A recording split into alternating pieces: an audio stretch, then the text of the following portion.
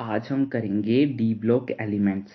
इनको D block elements क्यों बोला जाता है? क्योंकि इन एलिमेंट्स में लास्ट इलेक्ट्रॉन जो है वो डी ऑर्बिटल में एंटर कर जाता है और ग्रुप 3 से लेकर 12 तक जितने भी एलिमेंट्स आते हैं वो डी ब्लॉक एलिमेंट्स होते हैं। ठीक है, अब यहाँ पर देखो, डी ब्लॉक एलिमेंट्स को ट्रांजिशन एलिमेंट्स भी बोला जाता है। क्यों? क्योंकि एस ब्लॉक और पी ब्लॉक एलिमेंट्स के बीच में ही इनकी पोजीशन होती है।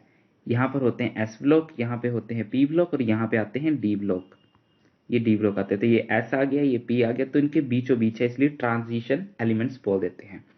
लेकिन एक और डेफिनेशन भी है, वो कहती है कि जिस एलिमेंट के ग्राउंड स्टेट और मोस्ट कॉमन एक्साइटेड स्टेट में डी ऑर्बिटल पार्शियली फिल्ड हो, पूरी तरह से फिल्ड नहीं होना चाहिए, एक आध इलेक्ट्रॉन की कमी तो होनी ही चाहिए, उन एलिमेंट्स को ट्रांजिशन एलिमेंट्स बोलते हैं। ठीक है, उन एलिमेंट्स को ट्रांजिशन एलिमेंट्स बोलते हैं। और यहीं से हमको पता चलता है कि जितने भी ट्रांजिशन एलिमेंट्स होते हैं वो डी ब्लॉक एलिमेंट्स होते हैं, क्योंकि डी लास्ट इलेक्ट्रॉन डी में आ रहा है। लेकिन जितने भी डी ब्लॉक एलिमेंट्स होते हैं वो ट्रांजिशन नहीं होते, क्योंकि जिंक, कैडमियम और मरकरी में ग्राउंड स्टेट में तो 10-10 इलेक्ट्रॉन्स होते हैं डी ऑर्बिटल में, लेकिन मोस्ट कॉमन एक्साइटेड स्टेट में भी 10-10 इलेक्ट्रॉन्स ही होते हैं। तो मोस्ट कॉमन एक्साइटेड स्टेट और ग्राउंड स्टेट दोनों में ही पार्शियली फिर डी ऑर्बिटल नहीं है, तो वो ट्रांजिशन नहीं हो सकते। तो सभी ट्रांजिशन डी ब्लॉक होते हैं, लेकिन डी ब्लॉक ट्रांजिशन नहीं होते। अब हम देखते हैं इलेक्ट्रॉनिक कन्फिग्रेशन को। इलेक्ट्रॉनिक कन्फिग्रेशन होती है n-1 d1 to 10 और ns 1 to 2। इसमें तीन चार सीरीज आती हैं, फर्स्ट, सेकंड, थर्ड, फोर्थ। पहली वाली को 3D बोलते हैं, फिर 4D, फिर 5D और फिर 6D सीरीज आती हैं। अब 3D सीरीज जो है वो ये वाली है, ऊपर वाली, जो स्कैंडियम से लेके जिंक तक होती है, और ये बाकी की सीरीज रही 4D, 5D एंड 6D। और जहां जहां ये स्टार लगा है वहां पर इनकी इलेक्ट्रॉनिक कन्फिगरेशन में जो है वेरिएशन आ जाती है। ऐसा क्यों होता है? क्योंकि देयर आर मैनी एक्सेप्शंस, बहुत एक्सेप्शंस आ जाती हैं इलेक्ट्रॉनिक कन्फिगरेशन में भी और साइज वगैरह में भी। क्यों? Because of very less energy difference between n-1d and ns orbital. मान लो एक 4s है और एक 3d है, तो ये ns आ गया और n-1d आ गया, तो 3d और 4s इलेक्ट्रॉन में मतलब जो ऑर्बिटल हैं इनमें एनर्जी डिफरेंस बहुत कम होता है, तो यहाँ के इलेक्ट्रॉन्स यहाँ भी जंप कर जाते हैं। ओके, एग्जाम्पल के तौर पे हम इलेक्ट्रॉनिक कन्फिग्रेशन देखते हैं वैलेडियम की, जो होती है 4s2 3d3। ठीक है, अब क्रोमियम जो है वैलेडियम के बाद आता है, तो एक्सपेक्टेड क्या होनी चाहिए? 4s2 3d4, लेकिन ऐसा नहीं है, क्योंकि डी जो है उसको एक इलेक्ट्रॉन लेते ही वो हाफ फील्ड बन जाएगा, 4 है 5 हो जाएंगे। और हमें पता है कि एस और डी में एनर्जी डिफरेंस जो है बहुत कम है, तो यहाँ का एक इलेक्ट्रॉन यहाँ जंप कर जाएगा, तो इस वजह से 4s1 3d5 हो जाता है। ये भी हाफ फील्ड आ गया, ये भी हाफ फील्ड आ गया, एक्स्ट्रा स्टेबल आ गया। तो स्टेबिलिटी को अचीव करने के लिए इलेक्ट्रॉन जो है जंप कर जाते हैं अगर एनर्जी डिफरेंस कम हो, और इस वजह से ही इलेक्ट्रॉनिक कन्फिगरेशन में डिफरेंसेस आ जाते हैं या फिर एक्सेप्शन आ जाती हैं। अब एटॉमिक रेडियाई की बात करते हैं। स्कैंडियम से लेके मैंगनीज तक साइज डिक्रीज करता है, क्योंकि न्यूक्लियर इफेक्टिव न्यूक्लियर चार्ज ज़्यादा होता है और शील्डिंग कम होती है। और आयरन से लेके कॉपर तक जो है साइज ऑलमोस्ट सेम रहता है, क्योंकि शील्डिंग और इफेक्टिव न्यूक्लियर चार्ज दोनों इक्वल, नियरली इक्वल होते हैं, तो ऑलमोस्ट सेम साइज रहता है। और फिर एकदम से जिंक का जो है साइज इंक्रीज कर जाता है, क्योंकि इफेक्टिव न्यूक्लियर चार्ज जो है वो कम हो जाता है और शील्डिंग जो ज़्यादा हो जाती है। और इसका हमने पीरियोडिक क्लासिफिकेशन में भी किया हुआ है, तो आप पीरियोडिक क्लासिफिकेशन को भी एक बार रिवाइज कर लेना। हमें पता है कि डाउन द ग्रुप जाने पर साइज इंक्रीज करता है, क्योंकि नंबर ऑफ शेल्स इंक्रीज करते हैं। तो स्कैंडियम, यट्रियम, लैंथेनियम, स्कैंडियम से लैंथेनियम जाने जाते वक्त साइज जो इंक्रीज कर जाता है नंबर ऑफ शेल्स इंक्रीज करने की वजह से। लेकिन इनके अलावा बाकी जो भी एलिमेंट है 3D, 4D, 5D सीरीज के, उनका down the group size increase करना चाहिए, लेकिन ऐसा होता नहीं है। होता क्या है कि 3D का साइज छोटा होता है, और 3D का छोटा होता है, 4D का उससे बड़ा हो जाता है, 5D का बड़ा होना चाहिए लेकिन ऑलमोस्ट इक्वल आ जाता है। यहाँ देख लो 4D और 5D सीरीज का साइज इक्वल आ जाता है। ये होता है लैंथेनॉइड कॉन्ट्रैक्शन की वजह से, ठीक है, this is because of lanthanoid contraction. अब मैं बताता हूं लैंथेनॉइड कॉन्ट्रैक्शन होती क्या है। यहां पे देखो लैंथेनियम के बाद जो है यहां पर एफ ब्लॉक के एलिमेंट्स आ जाते हैं जो कि लैंथेनॉइड्स होते हैं, जिनका कंटिन्यूसली साइज डिक्रीज कर रहा होता है, साइज जो है वो डिक्रीज कर रहा होता है, ठीक है। तो देखो यहाँ पे साइज छोटा है, ये थोड़ा बड़ा होता है, ये भी बड़ा होना चाहिए, लेकिन क्या हो रहा है यहाँ से साइज छोटा होता जा रहा है, तो ये लास्ट लैंथेनॉइड का जो एलिमेंट आएगा उसके बाद जो एलिमेंट आएगा वो छोटा होगा साइज में, और वो इतना छोटा होता है कि नियरली ऊपर वाले के ही इक्वल आ जाता है। इसी को बोलते हैं लैंथेनॉइड कॉन्ट्रैक्शन। और 3D टू 5D जाते वक्त डेंसिटी इंक्रीज कर जाती है और मेटेलिक बॉन्ड स्ट्रेंथ भी इंक्रीज कर जाती है। अब देखो जैसे हमें साइज के बारे में पता चल गया है ना, हमें साइज के बारे में अगर पता चल चुका है तो हम आयनाइजेशन एनर्जी का भी बता सकते हैं जो कि उसके ऑपोजिट चलता है, ठीक है। साइज याद रख लो, आयनाइजेशन एनर्जी आप खुद ब खुद ही बता दोगे। अब हम मेल्टिंग पॉइंट की बात करते हैं। हमको जो है दो ट्रेंड्स याद करने हैं, क्रीम मुहासों वाली करके मेल्टिंग पॉइंट इस तरफ को जो है वो इंक्रीज कर रहा होता है, ठीक है। और एक याद रखना है मन तकरे, तो इस तरफ को मेल्टिंग पॉइंट इंक्रीज कर रहा होता है। ये दो दो मैंने ये रिलेशन मतलब बोल सकते हैं सीरीज क्यों लिखवाई, क्योंकि ये काफी इंपॉर्टेंट है, ये जेईई मेंस के PYQ है, ओके। बाकी एनसीईआरटी में एक ग्राफ दिया हुआ है, उसको आपको देख लेना है कौन पीक पॉइंट्स पे है, कौन लोअर पॉइंट्स पे है। और एंथैल्पी ऑफ एटोमाइजेशन का पूछा जाए तो मेल्टिंग पॉइंट के डायरेक्टली प्रोपोर्शनल है। जो मेल्टिंग पॉइंट का ट्रेंड है वही एंथैल्पी ऑफ एटोमाइजेशन का भी ट्रेंड होता है। ये देख लो, यही वो एनसीईआरटी वाला ग्राफ है जिसको आपको देखना है। मेल्टिंग पॉइंट इस तरफ को इंक्रीज कर रहा है, ये देखो मन तक रे, ये एक रिलेशन आ गई थी।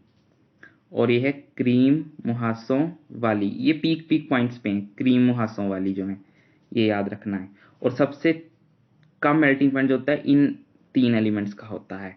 ये आपको ग्राफ थोड़ा थोड़ा याद रखना है, आप पूरा याद कर सकते हो तो ये पूरा याद कर लेना।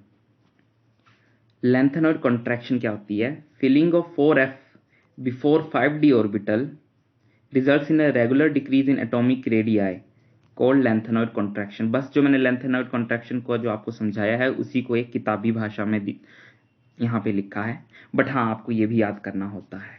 अगर आपको वो चीज़ समझ आ गई है तो ये भी आपको आसानी से समझ आ जाएगी। अब हम ऑक्सीडेशन स्टेट्स की बात करते हैं, ओके। यहाँ पे मैंने बताया है कि स्कैंडियम जो है ये +3 शो करता है, और टाइटेनियम जो है ये 3 ऑक्सीडेशन स्टेट्स शो करता है, ठीक है। उसी तरह जो ये ब्लू कलर में है, मतलब ये सारी जो हैं ये वो वाली ऑक्सीडेशन स्टेट्स हैं जो पर्टिकुलर एलिमेंट जो है वो शो करता है, ओके। लेकिन जो ये डार्क में दी गई हैं इसको छोड़कर, ये +6 को छोड़कर ये वाली जितनी भी डार्क वाली दी गई हैं ये इनकी मोस्ट कॉमन ऑक्सीडेशन स्टेट्स हैं, और आपको ये याद रखनी है, ओके। मोलिबेंडम 6 और वैलेडियम 6 जो हैं वो ज़्यादा स्टेबल होते हैं क्रोमियम 6 के, ठीक है। इसलिए क्रोमियम 6 जो है डाइक्रोमेट की फॉर्म में एसिडिक मीडियम के अंदर स्ट्रॉन्ग ऑक्सीडाइजिंग एजेंट की तरह काम करता है, जबकि MOO3 WO3 आर नॉट, यानी कि मोलिबेंडम और वैलेडियम के जो ऑक्साइड्स हैं वो ऐसा नहीं करते हैं, ठीक है। अब हम चल कर लेते हैं बहुत ज़रूरी, जिसपे काफ़ी ज़्यादा न्यूमेरिकल बनते हैं उस रिलेशन को, मैग्नेटिक मोमेंट। ये रहा उसका formula, mu is equals to √n times n+2। यहाँ पे जो n दिया गया है वो है number of unpaired electrons in particular element और आयन वगैरह, ठीक है। यहाँ पे मैग्नेटिक मोमेंट की SI यूनिट जो है वो BM है, BM यानी बोहर मैग्नेटन, ओके। अब हम एक चीज और देख लेते हैं कि अगर number of unpaired electron, n क्या है, नंबर ऑफ अनपेयर्ड इलेक्ट्रॉन, अगर अनपेयर्ड इलेक्ट्रॉन ही नहीं है तो डायमैग्नेटिक कैरेक्टर शो करेगा वो कंपाउंड या वो एलिमेंट। और अगर नंबर ऑफ अनपेयर्ड इलेक्ट्रॉन्स हैं, एक भी अनपेयर्ड है इलेक्ट्रॉन, तो पैरामैग्नेटिक कैरेक्टर वो शो कर देगा। अब हम एग्जांपल ले लेते हैं। देखो, मैंगनीज 2 पॉजिटिव की हमें पूछी जा रही है मैग्नेटिक मोमेंट। तो मैंगनीज की इलेक्ट्रॉन कन्फिग्रेशन ये है, 2 पॉजिटिव यानी कि 2 इलेक्ट्रॉन को रिमूव करना है, तो पहले s ऑर्बिटल से रिमूव होंगे, 4s 0 हो जाएगा और 3d 5 हो जाएगा। अब हमको पता है,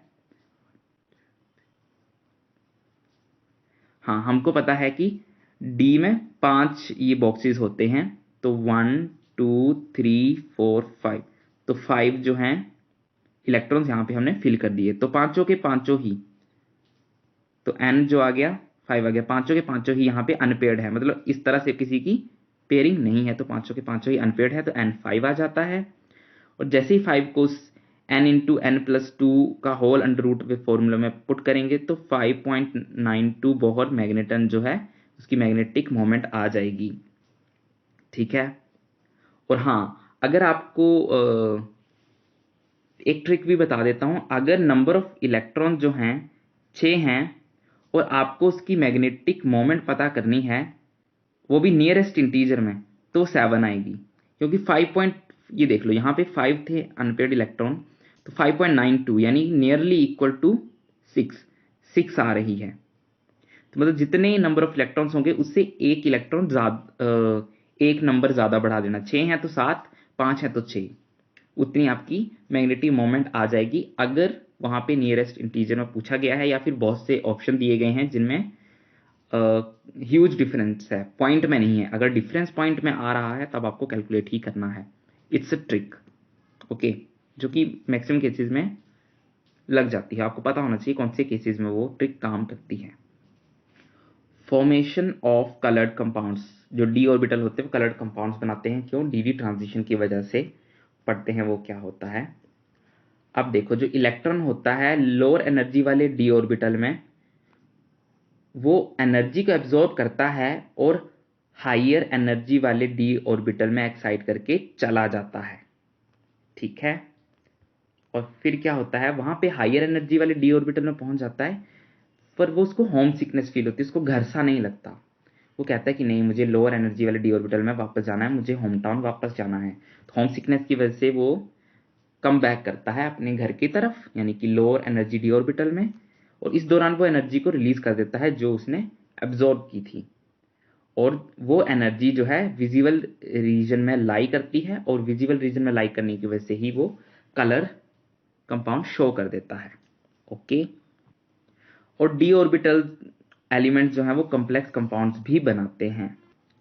और डी ऑर्बिटल के जो एलिमेंट्स होते हैं डी ब्लॉक के, वो कैटालिटिक प्रॉपर्टी शो करते हैं। कैटालिटिक मतलब इनको एज अ कैटलिस्ट यूज किया जाता है, इनके एलिमेंट्स को या फिर इनके एलिमेंट्स द्वारा बने हुए कंपाउंड्स को। क्योंकि डी ब्लॉक एलिमेंट्स, यहाँ पे एक बार रीड करते हैं, D block elements and its compounds are used as catalyst, मतलब डी ब्लॉक के एलिमेंट्स और उन एलिमेंट्स द्वारा बनाए गए कंपाउंड्स जो कैटलिस्ट की तरह यूज होते हैं इन रीजन की वजह से। क्या है रीजन? कि उनके पास वैकेंट डी ऑर्बिटल होता है, डी ऑर्बिटल खाली होता है, पार्शियली फील्ड है, थोड़ी बहुत जगह होती है, और वेरिएबल ऑक्सीडेशन स्टेट शो करते हैं वो। ओके, है ना? जैसे मैंगनीज तो +7 तक जाता है, और हाई सरफेस एरिया भी होता है इनके पास। और ये रहे important catalyst V2O5 contact process. Contact process क्या होती है? सल्फ्यूरिक एसिड की मैन्युफैक्चरिंग, उसमें V2O5 को वैलेडियम का ऑक्साइड जो है उसको यूज किया जाता है। Haber's process manufacture of ammonia के लिए आयरन कैटलिस्ट लेते हैं, फाइनली डिवाइडेड आयरन को लेते हैं। हाइड्रोजनेशन में निकल लेते हैं, और एडिशन ऑफ हाइड्रोजनेशन प्लैटिनम निकल पैलेडियम +H2 करते हैं, जो कि ऑर्गेनिक केमिस्ट्री में बहुत ज़्यादा रेलिवेंट है। और एक ये वाला भी कैटलिस्ट है, आपको इनके नाम याद रख लेने हैं, और हो सके तो आप ये भी याद करें किस प्रोसेस में किसकी फॉर्मेशन के लिए यूज होता है। बट या दिस इज वेरी इंपॉर्टेंट, कौन कौन से कंपाउंड्स के एलिमेंट्स या फिर कौन कौन से एलिमेंट्स के कंपाउंड जो हैं वो एज ए कैटलिस्ट यूज होते हैं, और वो कौन कौन से कैटलिस्ट हैं और कौन कौन सी प्रोसेस में यूज हो रहे हैं। For more information you can go through NCERT। Okay. अब डी ब्लॉक एलिमेंट्स जो हैं इंटरस्टिशियल कंपाउंड्स भी बना देते हैं। होता क्या है, जब स्मॉल एटम जैसे कि हाइड्रोजन, कार्बन और वाटर, हाइड्रोजन, कार्बन और पानी जैसे स्मॉल एटम्स जो होते हैं मेटल की क्रिस्टल लैटिसेस में जो है ट्रैप हो जाते हैं। आपने सॉलिड स्टेट में क्रिस्टल लैटिस पढ़ा होगा, हर मेटल मतलब मेटल्स और एलिमेंट्स वगैरह का जो होता है क्रिस्टल लैटिस होता है, उसमें कुछ वेकेंट स्पेसेस होते हैं, वर्ड्स होते हैं। ठीक है, तो इन एलिमेंट्स में डी ब्लॉक के एलिमेंट्स होते हैं जनरली मेटल्स होते हैं, और उनमें जो होते हैं स्मॉल स्मॉल होल्स या पोर्स या फिर बोल सकते हैं वैकेंट स्पेसेस होते हैं, वॉइड्स होते हैं, जहां पर हाइड्रोजन, कार्बन और H2 जैसे स्मॉल एटम्स जो हैं वो ट्रैप हो जाते हैं। तो इस वजह से भी इंटरस्टिशियल कंपाउंड्स की फॉर्मेशन हो जाती है। अब इन इंटरस्टिशियल कंपाउंड्स के बारे में कुछ प्रॉपर्टीज पढ़ लेते हैं इनकी, कि इनका हाई मेल्टिंग पॉइंट होता है प्योर मेटल्स के कंपैरेटिवली। जो इंटरस्टिशियल कंपाउंड्स होते हैं ये काफ़ी हार्ड होते हैं, और कईयों की जो हार्डनेस होती है वो डायमंड जितनी भी हो जाती है। ठीक है, और ये मेटेलिक कंडक्टिविटी को भी रिटेन करके रखते हैं। देखो डी ब्लॉक के जो एलिमेंट्स होते हैं वो जनरली जो होते हैं वो मेटल होते हैं, तो मेटल तो कंडक्टिविटी शो करते हैं, लेकिन जब ये कंपाउंड इंटरस्टिशियल कंपाउंड्स बना लेते हैं तब भी वो कंडक्टिविटी को शो करते ही हैं। इंटरस्टिशियल कंपाउंड बनाने के बाद वो कंडक्टिविटी को लूज नहीं करते, और केमिकली इनर्ट होते हैं, ये केमिकली रिएक्शन नहीं करते हैं। Important compounds of transition elements, potassium dichromate और पोटेशियम परमैंगनेट, इन दोनों के बारे में अब हम आगे पढ़ते हैं और ये काफ़ी इंपॉर्टेंट है। Potassium dichromate K2Cr2O7। ठीक है, अब इस हम पोटेशियम की जगह सोडियम डाइक्रोमेट भी ले सकते हैं, तो हम चलो रिएक्शन जो है मैंने यहाँ पे सोडियम डाइक्रोमेट के लिए किया है, तो सोडियम डाइक्रोमेट की प्रिपरेशन को पढ़ते हैं। अब हमने ये कंपाउंड लेना है, ये कंपाउंड लेना है और ऑक्सीजन लेनी है, इन तीनों का रिएक्शन करवाना है, तो हमको Na2CrO4 एक येलो सोल्यूशन मिल जाता है, अलोंग विद ये दो एलिमेंट्स निकलते हैं, आयरन का ऑक्साइड और कार्बन डाइऑक्साइड। ठीक है, हम क्या करते हैं, अब ये जो येलो सोल्यूशन बना है ना Na2CrO4, उसको H पॉजिटिव के साथ रिएक्ट करवाते हैं, यानी कि एसिडिक मीडियम में, तो Na2Cr2O7 बन जाता है जो कि सोडियम डाइक्रोमेट है, और Na पॉजिटिव आयन निकलता है अलोंग विद वाटर। ठीक है, तो ये रही प्रिपरेशन की, हमने यहाँ से इन तीन कंपाउंड्स एलिमेंट्स का जो है हमने रिएक्शन करवाया, फिर हमको एक येलो सोल्यूशन मिला Na2CrO4 का। अब इसका हमने H पॉजिटिव के साथ रिएक्शन करवाया तो हमें सोडियम डाइक्रोमेट मिल गया। ठीक है, अब एक और चीज देखो, अब CrO4 2 नेगेटिव जो होता है वो क्रोमेट आयन होता है, इसको हम एसिडिक मीडियम में डालें तो Cr2O7 2 नेगेटिव जो कि एक डाइक्रोमेट आयन होता है, Cr2O7 डाइक्रोमेट बन जाता है, पानी तो निकलता ही है। अब इस डाइक्रोमेट को जो हमने यहाँ पे लिखा है, इस डाइक्रोमेट आयन को जब अल्कलीन सॉल्यूशन में डालते हैं तो CrO4 2 नेगेटिव, यानी कि ये देखो CrO4 2 नेगेटिव, CrO4 2 नेगेटिव, यानी कि क्रोमेट आयन जो है बन जाता है।